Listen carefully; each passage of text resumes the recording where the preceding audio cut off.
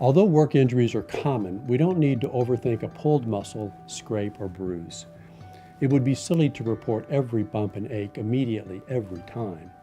But if the injury is severe enough that you can't do your job safely, or if the discomfort or dysfunction lasts for more than a week, you should let your employer know. In New York, you have 30 days to tell your employer that you were injured.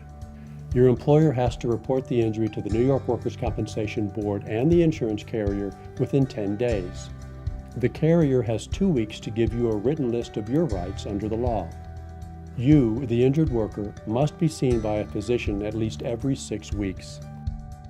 The New York Workers' Compensation Board has written medical treatment guidelines that you, the carrier, and your physician must follow depending on the part of the body that's injured.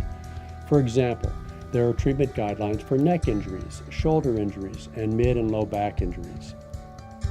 These guidelines contain lists of medications, MRI, and other diagnostic studies, physical therapy, chiropractic, and other treatments that are pre-approved.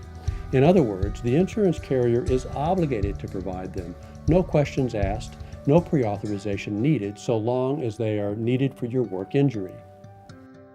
But New York Workers' Compensation insurance is like liability insurance for your car, not comprehensive insurance.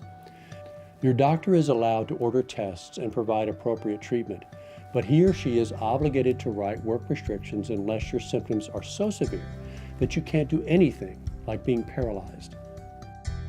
Your employer has only paid for liability insurance, and the carrier is only responsible for the percentage of disability related to your work injury. Your employer has an opportunity to provide light duty if they can, and you have an obligation to go back to work if your doctor agrees with the restricted duty that's available. But if your employer can't afford to offer restricted duty, they usually have an obligation to provide unemployment benefits to make up the difference between what your insurance carrier is responsible for and what you are losing by not being able to work. Your employer might mistakenly think it's okay to ask your doctor to take you completely out of work and say you're totally or 100% disabled. But doing that would be unfair to the carrier.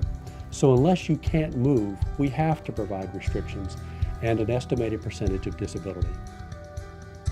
Getting injured at work is not fun, but everyone involved, you, your doctor, your employer, and the carrier wants you to get better as soon as possible. No one is intentionally trying to make it hard for you, so it's important to stay focused and optimistic.